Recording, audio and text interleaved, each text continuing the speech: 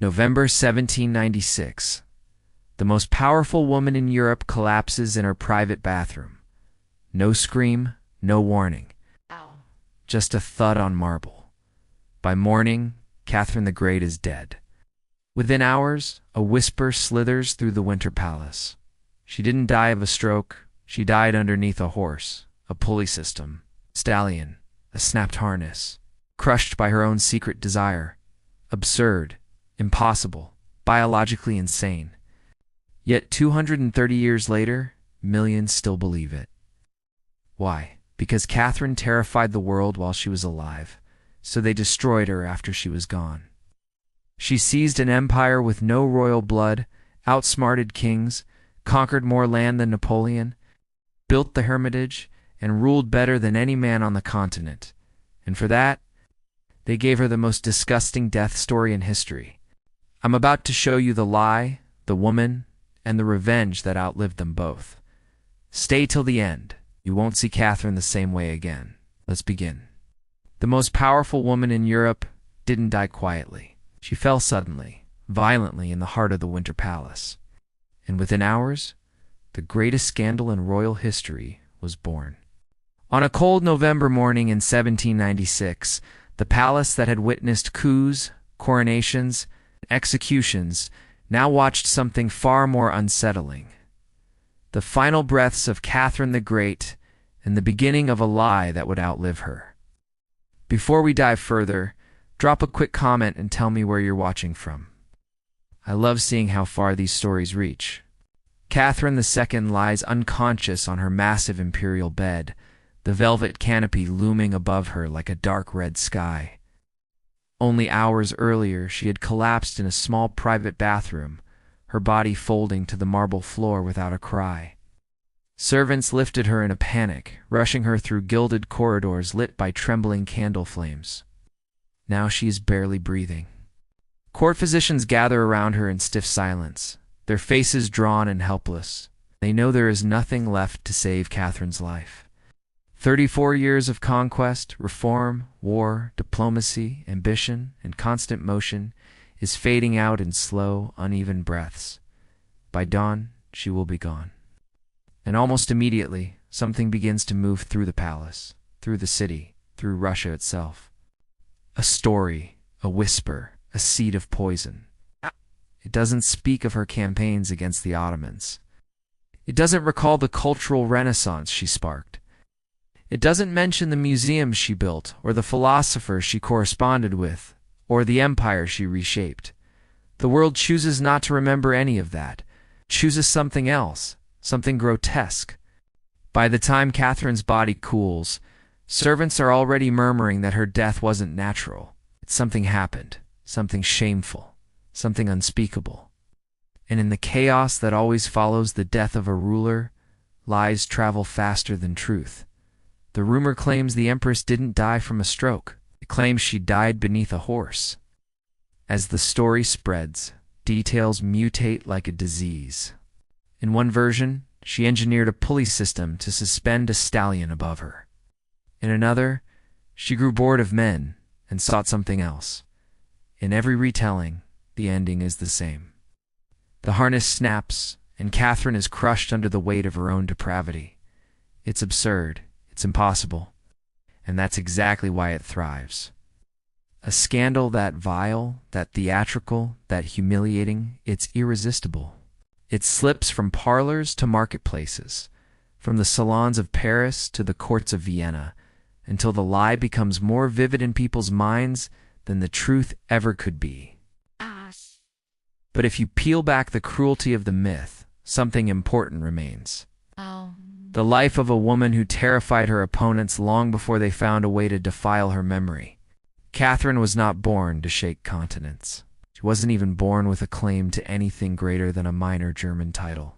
Entered the world as Sophia Augusta Frederica of Anhalt-Zerbst, a girl expected to live a quiet, unremarkable life. But Europe's politics have a habit of pulling the obscure into the heart of storms. At 14, she was singled out by the Russian court as a potential bride for the heir to the throne. That heir was Peter, the future Peter III, a boy who would one day prove disastrously unfit to rule. But in 1744, none of that was known. All anyone saw was an opportunity for a strategic marriage. Sophia's father delivered a single piece of advice before she left. Russia will not adapt to you. You must adapt to Russia. She did. The young girl traveled across frozen Europe, arriving in St. Petersburg with the determination of someone who understood this was her one chance to escape insignificance. She converted to the Orthodox faith, took the name Catherine, and married Peter in a grand ceremony meant to symbolize stability and unity. But behind the spectacle, the marriage was a slow-moving disaster. Peter was erratic, vindictive, emotionally stunted. He openly insulted Catherine before the court. He spent more time playing with Prussian toy soldiers than attempting to lead an empire. He paraded mistresses before her, and their marriage for years remained unconsummated, a humiliation that Catherine endured in tense silence. Every humiliation forced her further inward. Every insult sharpened her understanding of power. Every cold night beside a man who despised her pushed her closer toward the truth she eventually embraced. Survival required transformation. So Catherine transformed. She mastered Russian until she spoke it more eloquently than many nobles. She consumed books by the hundreds, histories, political treatises, philosophical works, anything that could teach her how to navigate a hostile court. She built alliances, not loudly, but quietly, methodically, forming bonds that Peter was too arrogant to notice. In secret, she created a foundation of influence strong enough to hold up a throne. And then came the moment that tipped everything. Empress Elizabeth died in 1761, and Peter ascended the throne. What followed was a catastrophe nearly unmatched in Russian history. Peter alienated the Orthodox Church with abrupt Lutheran impositions. He infuriated the army by praising Prussia, the very nation Russia had defeated after years of bloodshed. He pushed reforms that offended every layer of the nobility. And worst of all, he made it clear. He intended to rid himself of Catherine by divorce, by exile, possibly by imprisonment. He had no idea how dangerous she had become. For 17 years, Catherine had been preparing for a moment like this. 17 years of watching, learning, enduring, calculating. And in 1762, when Peter marched blindly toward his own destruction, she acted, backed by the Imperial Guard and the Orlov brothers, one of whom was her lover. Peter was forced to abdicate. Within days he was dead. Catherine took the throne at 33. A woman with no Russian blood had just seized the largest empire in Europe. In that moment, that act, is the shadow under which every rumor, every whisper, every obscene lie would eventually grow. Because some people never forgive a woman for surviving, and they never forgive her for winning. Catherine came to power the way storms arrive, suddenly, violently, with a force nobody could ignore. Once she took the throne, there was no hesitation, no gentle transition, no pause for breath. She ruled immediately, decisively, as if she had been preparing her entire life for this single moment, because she had. The Russia she inherited was enormous, but unstable, a vast icy beast stitched together from conquered lands, fragile loyalties, and centuries of fear. To rule it required more than authority. It required imagination, required will. It required a kind of relentless ambition that few men possessed, and almost no woman was ever allowed to display. Catherine had all of it. She began by reshaping the court itself. Gone were the stifling rituals and the intellectual stagnation of previous reigns. In their place came scholars, architects, philosophers, and scientists from across Europe. Petersburg, a city of cold stone and colder politics, started to glow with something new. Ideas. Catherine devoured these ideas. Voltaire, Diderot, Montesquieu, their works filled her libraries and her private thoughts. She didn't just read them, She challenged them, wrote to them, debated their theories from thousands of miles away. For nearly 15 years, she corresponded with Voltaire, and in a strange way, he became her public ally. In Paris, he called her the Northern Star and defended her image as an enlightened monarch. But while Europe discussed her intellect, Catherine focused on something more dangerous: expansion. Russia's borders had always been the source of its insecurity, too long to defend, too thinly held, too vulnerable to enemies on all sides. Catherine intended to change that forever. Her armies moved like winter wind across the Black Sea frontier. She launched 2 major wars against the Ottoman Empire, shattering Turkish power in the region and securing Russia a permanent foothold on the Black Sea. Crimea fell under her control in 1783, transforming Russia into a naval force that Europe could no longer ignore. In the West, she carved Poland apart piece by piece, participating in 3 partitions that erased the country from the map. With each political maneuver, each treaty signed under the pressure of Russian guns, her empire swelled. The map of Europe was no longer shifting around her. She was the one shaping it. And yet Catherine's ambition reached even further. She dreamed of resurrecting the fallen Byzantine Empire, placing her grandson Constantine on a newly reborn Greek throne. The plan, known as the Greek Project, was bold enough to seem mad, but Catherine did not think in small terms. She saw empires like chessboards, and she intended Russia to become the most powerful piece in the game. The project never materialized, but the attempt itself revealed who she truly was: a ruler who refused to accept limits, even the limits of history. Inside her empire, she pursued a different kind of conquest: culture. She gathered art with the hunger of a collector who knew she was building something eternal.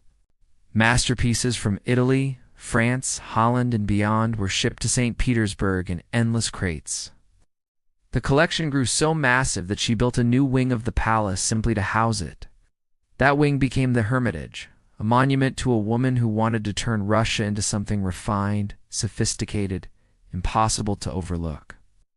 But while Catherine built museums and wrote to philosophers, the empire beneath her glittering capital was cracking. Millions of serfs lived in brutal conditions.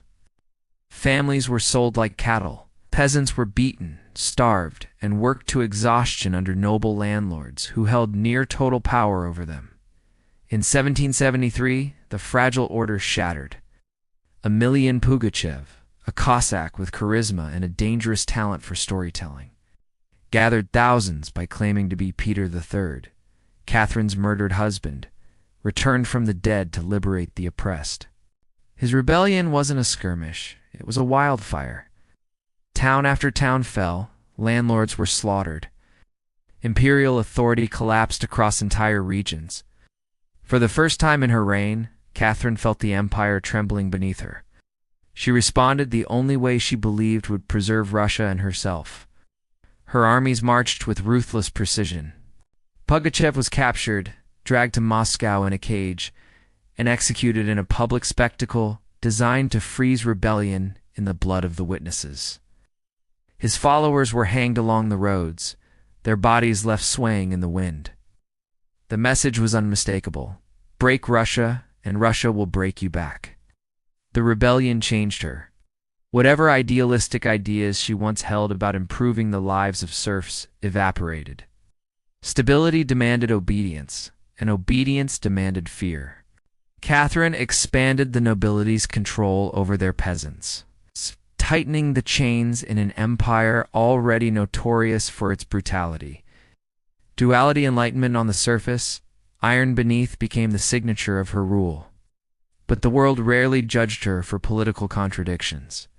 It judged her for something else entirely: her personal life.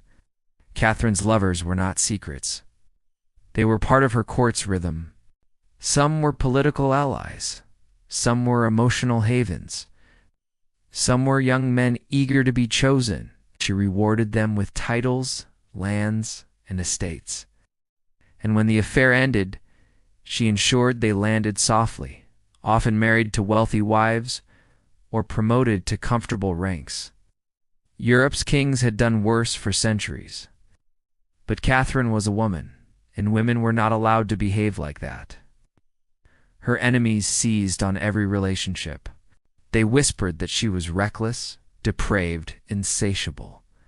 They painted her as an empress ruled by lust rather than strategy, ignoring the fact that many of the men she chose also helped her govern.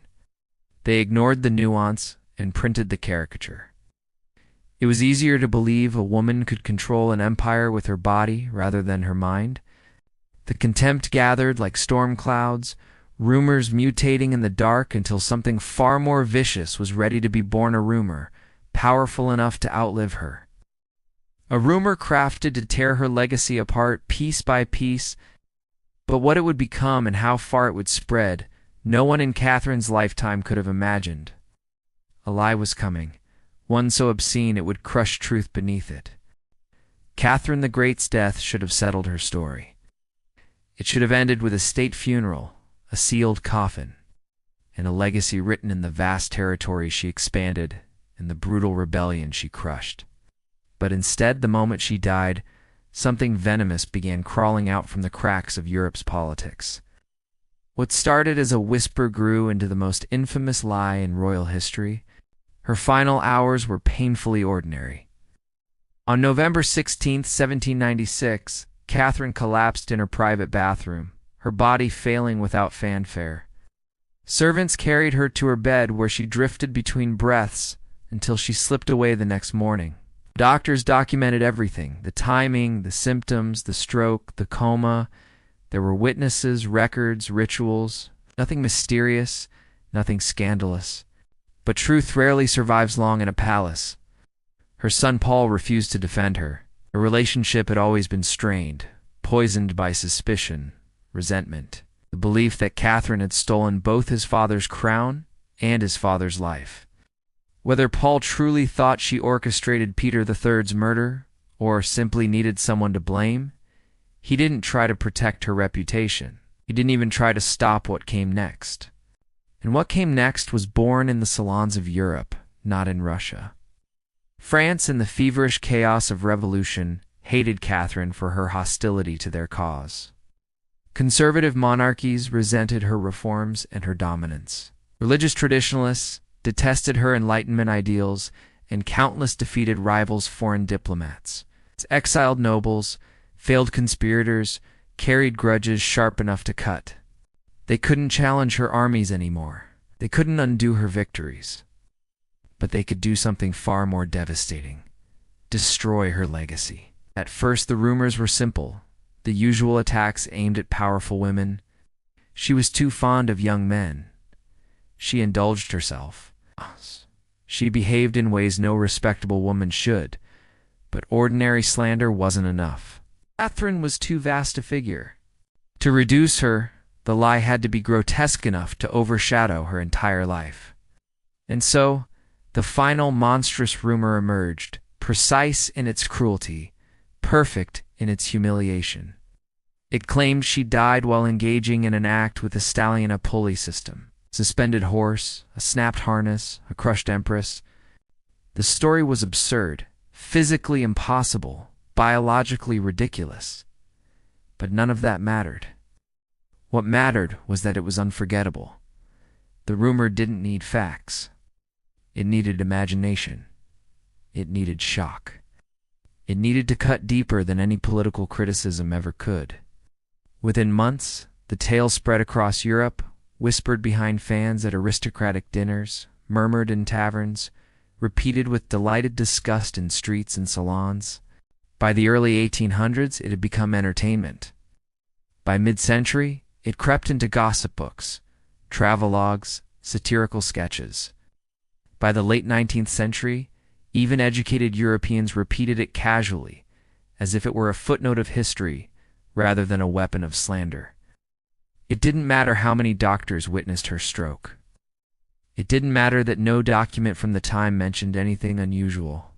It didn't matter that the rumor contradicted physics, logic, and eyewitness accounts. People believed it because they wanted to believe it. A woman who ruled like a man who conquered, commanded, and dominated on her own terms, it was easier to swallow if she could be reduced to a depraved spectacle.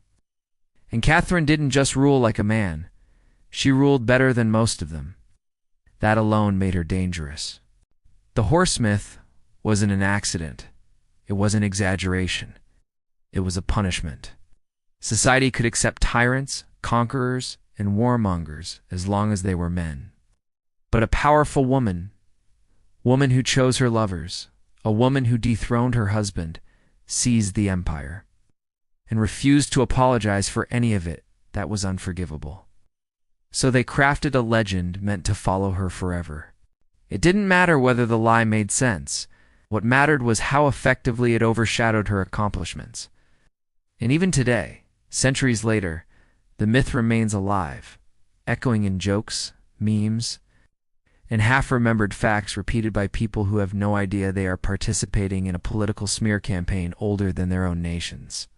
But what does it say about a society when the lie survives longer than the truth? Catherine's enemies couldn't defeat her in life, so they destroyed her in memory. Yet the most disturbing part isn't that they lied. It's how easily the world accepted the lie over the reality of a ruler who was far more complex and far more formidable than any scandal they could invent. Strip away the rumor, peel back the scandal, and what remains isn't a monster or a myth, but a woman who ruled one of the largest empires on earth with a ferocity and intelligence that terrified the world that inherited her. The truth is this: Catherine the Great was never simple, and that is exactly why her enemies needed to simplify her. She was a ruler who did more in 3 decades than most dynasties managed in a century. She expanded Russia's borders, reshaped its politics, redefined its culture, and positioned it as a force Europe could not ignore. But for every achievement, there was a shadow. And it's in those shadows that historians still struggle to place her. Catherine believed in the Enlightenment. She believed in reason, conversation, philosophy, reform. She read voraciously, wrote essays, drafted laws, debated the great thinkers of her time as if they were equals. Yet she also believed in the whip. She strengthened the nobility's grip over millions of serfs, locking them further into lives of inherited suffering. She crushed rebellions with brutal efficiency, executed dissidents, and tightened her hold on the empire whenever it trembled. Her kindness had limits. Her mercy had boundaries. Her patience evaporated the moment her rule was challenged. This contradiction wasn't a flaw. It was the engine of her power. She understood that ruling an empire required 2 languages, the language of ideas and the language of force. She spoke both fluently. When you observe her reign through that lens, everything she did, every reform, every war, every calculated alliance begins to make sense. Catherine didn't aim to be adored. She aimed to be effective. This is why her approach to her personal life was equally pragmatic. Her lovers weren't just companions. They were political instruments, sources of loyalty, and sometimes shields against the crushing weight of the throne. Some were brilliant. Some were foolish. Some burned bright and then disappeared. But Catherine never let intimacy become weakness. Take Gregory Orlov, a soldier, a conspirator, a man whose passion matched her ambition. He helped her seize the throne and nearly became her partner in rule. Their romance ended, but the gratitude remained. Then there was Gregory Potemkin, a man as volatile as he was visionary. Their relationship was something Europe couldn't comprehend. Lovers, rivals, co-rulers, perhaps even secret spouses. Even when the romantic spark died, the political fire never did. Potemkin would command armies, conquer territories, and shape the empire alongside the woman he once shared a bed with. Later favorites were younger, more ornamental, but Catherine treated them with an odd mixture of indulgence and strategy. She rewarded them generously, then released them gently when the relationship ended. Where kings discarded mistresses like broken toys, Catherine ensured her former lovers left her orbit wealthy, protected, and respected. This, too, made her dangerous because a woman who enjoys power is a threat, but a woman who enjoys pleasure is a scandal. Catherine's choices didn't fit Europe's mold for womanhood. They didn't even fit the mold for monarchy. She ruled like a sovereign, not a symbol. She loved unapologetically. She built, destroyed, reformed, conquered, punished, and rewarded all with the authority of someone who believed deeply, perhaps too deeply, in her own destiny. And that belief left a mark on history that no lie could fully erase. But the world didn't want to understand her. Understanding a woman like Catherine requires nuance, something propaganda never offers. It was easier to reduce her. It's easier to twist her power into perversion.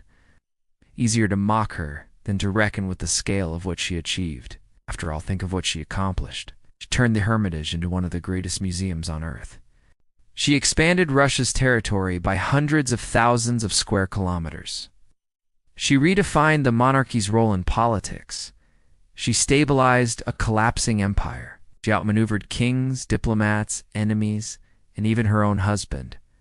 She became a symbol of the Enlightenment while ruling with autocratic precision. That kind of life is difficult to summarize. It's far easier to bury it in a single vulgar rumor. But if the horse myth reveals anything, it's this. Powerful women are rarely defeated by armies. They're defeated by stories. Stories travel faster than troops. Stories require no evidence, no witnesses, no logic.